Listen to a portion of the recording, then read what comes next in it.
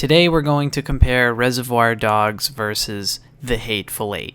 The first thing you might be wondering is, why are we going to compare these two movies? Well, obviously both of these movies were written and directed by Quentin Tarantino. They both focus on a primary location, a safe house for Reservoir Dogs, and Minnie's haberdashery for The Hateful Eight. They both feature a group of characters who are progressively eliminated. They both feature an element of distrust, and that is basically central to the movie's entire plot. And they both feature intricate dialogue, and they have no true single protagonist. Reservoir Dogs stars a multitude of important characters. This is very similar to The Hateful Eight, and you might notice that there are a couple actors who are actually the same in both films, which makes it even easier to compare these films together. Reservoir Dogs was Quentin Tarantino's big break and was well received with an 8.4 out of 10 on IMDb, and it also has a place in the top 250 movies of all time. Hateful Eight was also received very well, but it did score slightly lower with a 7.9 out of 10. However, it did receive an Oscar nomination for Jennifer Jason Leigh's performance. In order to properly compare these two movies together, we are going to find categories that both films are particularly strong in, and we will award a victory to each movie depending on the category. For this comparison, the categories will be the visuals, the dialogue, the chronology of the film, the climax, and the character development. Hateful Eight uses various landscape shots and has the advantage of taking place in the wilderness. Obviously, it takes place during a horrific blizzard, which is a driving force towards trapping all of the characters in the haberdashery. Therefore, we do get a lot of very high-quality nature shots involving snow. There's a very iconic shot of a cross, which is outside of the haberdashery, and we do get a good kind of man versus nature type of feel simply from establishing shots. Reservoir Dogs takes place in the city, and it depends more on character placement and cinematography. One of the most iconic shots from Reservoir Dogs is something you've probably seen parodied 100 times, and that's when all of the main characters are walking together down the road in preparation for their heist. Ultimately, it comes down to being kind of limited in the case of Reservoir Dogs, where the cinematography is excellent, but it's forced to follow only people. And, the city is there, but it's really not given the attention that the wilderness and the beauty of nature is in The Hateful Eight. Therefore, this category will go to The Hateful Eight. Big, you don't ever tip. Black. I don't tip because society says I have to. All right, I'll tip if somebody really deserves it. The next category is what Quentin Tarantino is known the best for, and that is his dialogue. Obviously, both of these films are going to do dialogue extremely well. Reservoir Dogs features more typical small talk that allows our characters to build. A good example of this is the opening scene of the movie, which is all about tipping, and it shows the nuance of a casual conversation used to get to know the characters. We get to see two conflicting viewpoints. Straight, you don't ever tip, huh? I don't tip because society says I have to.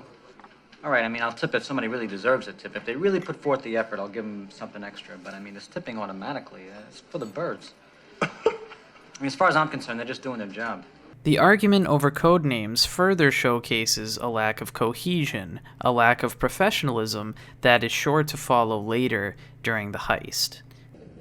Why can't we pick our own colors? No way, no way. Tried it once, it doesn't work. Yeah, but Mr. Brown, that's a little too close to Mr. Shit. Mr. Pink sounds like Mr. Pussy. How about if I'm Mr. Purple? That sounds good to me. I'll be Mr. Purple. Hateful Eight features a very risky conversation between the General and Major Warren, in which Major Warren manipulates him to justify a shootout. A big black pecker. out my pants, and I made him crawl through the snow on all fours over to it. This scene demonstrates intensity and sets the tone for uneasiness throughout the film. However, there is kind of a casual setup that we see in Minnie's haberdashery that we don't see in Reservoir Dogs. After the tipping scene and the preparation for the heists, everything is really the aftermath of the heist. In Hateful Eight, a lot of the movie is simply people just settling in to the haberdashery. They're trying to get warm, they're trying to eat, they're drinking coffee, they're trying to avoid the blizzard. So it's a much more casual and a much more forced type of dialogue. And this creates something that is very interesting that you don't see in many films. Overall, the dialogue in The Hateful Eight is very interesting, but the dialogue in Reservoir Dogs finds that good balance where in each act the dialogue adapts with the plot. At the beginning of Reservoir Dogs, it is very casual, and it only exists so we can get to know the characters. However, as the plot progresses, the dialogue serves a purpose. The dialogue has tension. The dialogue is reaction to characters' actions. We get to learn about people in stress. We get to learn about them in dire situations. The dialogue is simply serving more of a purpose. Therefore, Reservoir Dogs will get this category.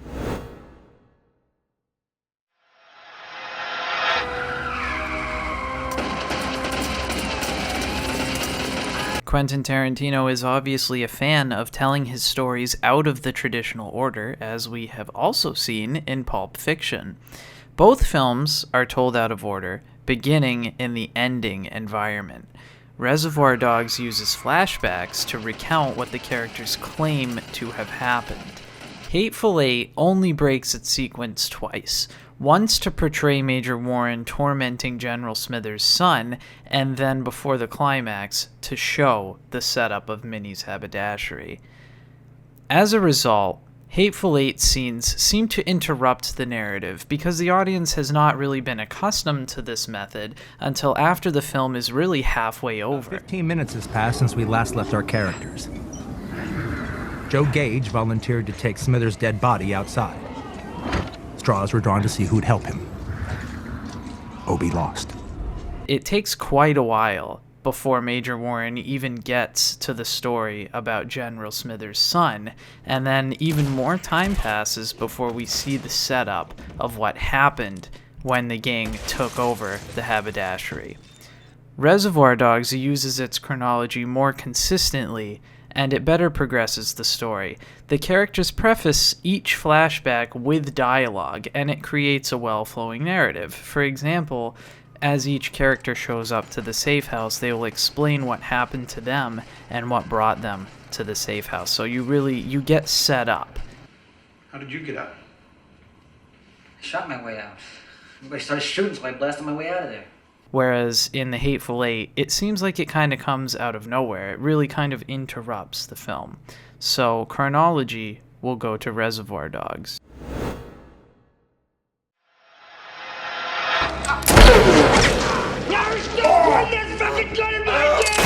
Both films feature a bloody climax. Reservoir Dogs leads to a three-way standoff, and Hateful Eight involves a gunfight brought on by poisoned coffee. Hateful's climax is much more gradual. The poisoned coffee is not part of the climax, but it directly leads to a massive change in the character's dynamic. Major Warren and Chris Mannix take control of the others until Jody opens fire from below, resulting in mortal injury and the hanging of Daisy. Reservoir Dogs involves a briefer standoff in which Mr. White defends Mr. Orange for not being a cop. Joe and Eddie are determined he is the rat, while Mr. Pink observes. The shootout ensues, and everyone is shot except for Mr. Pink, who takes off. Reservoir Dogs' climax is logical, and we can see it coming throughout the film. We know there is a rat, and the characters are whittled down gradually as time passes. The standoff is a short scene, but it is filled with tension and intrigue, as a standoff should be. Hateful's climax is a bloodbath. Characters are gradually shot as each of them attempts to make a move. It involves both of our good characters getting wounded. This leads to an interesting situation similar to that of Mr. Orange's. We are now left with all of our surviving characters mortally wounded. This leads to a very interesting situation in which each of them desperately struggles to survive.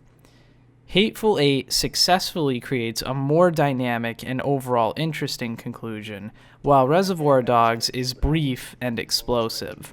There are more intricate developments that occur in Hateful Eight, so this category will go to the Hateful Eight. Bad acting. Bad acting is Major bullshit. Marquess did more than bust out. What is this? Major Marquess had Hateful Eight's characters are primarily developed within the haberdashery. In typical Tarantino style, the characters interact with each other, exploring motivations and explaining viewpoints. The Road in the Blizzard provides a perfect setup for us to gradually meet John Ruth and Daisy, followed by Major Warren and then the potential sheriff, Chris Mannix. Mr. Orange sees the most development as we see him preparing for his undercover job, as well as his interaction with the captive police officer. We see how caring and supportive Mr. White is of Mr. Orange, and we see how twisted Mr. Blonde is with his cop interrogation. Reservoir Dogs does not develop each of its characters as evenly as Hateful Eight does. Mr. Orange seems to be our primary protagonist for the majority of the film, and he does get the bulk of the flashbacks. Mr. Orange then becomes too disabled to really impact the plot outside of a few select interactions. Hateful Eight sticks primarily with John Ruth, with Major Warren sharing a couple of big moments. However, after John Ruth is poisoned and dies, Major Warren becomes our primary protagonist. To really figure this category out, we need to look at how the characters progress throughout the movies. Joe, Eddie, and Mr. Blonde are all interesting characters, but we don't really see them evolve much. Mr. Orange and Mr. White have an excellent dynamic in which they both change from the start. Mr. Orange is led to despair. His life is put into perspective and he is facing his mortality. Mr. White becomes a hero, and he does everything he can to protect Mr. Orange. He goes from all business to a human figure.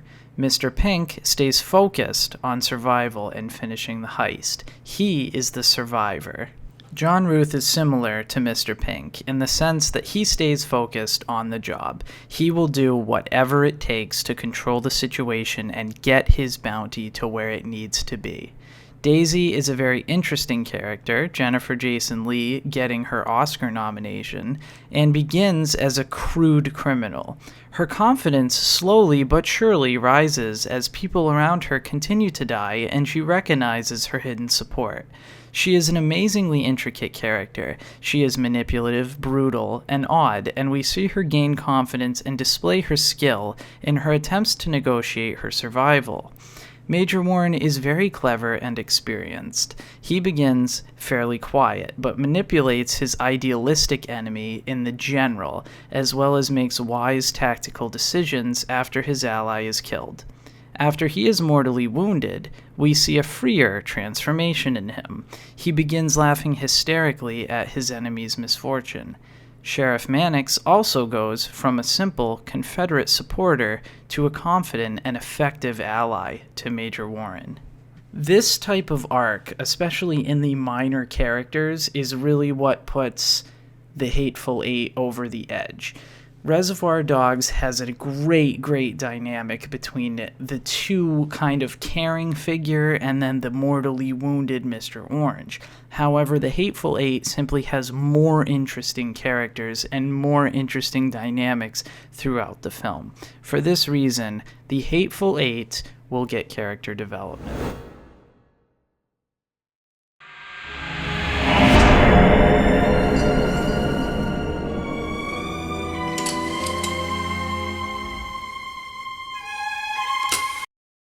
Alright guys, thank you very much for watching another comparison video. We have made other videos comparing films, so you can check those out right here on the screen. And as always, it helps us out tremendously if you subscribe, and it shows us that you like this type of video and encourages us to make more. If you have any ideas for future film comparisons, please don't hesitate to leave them in the comments.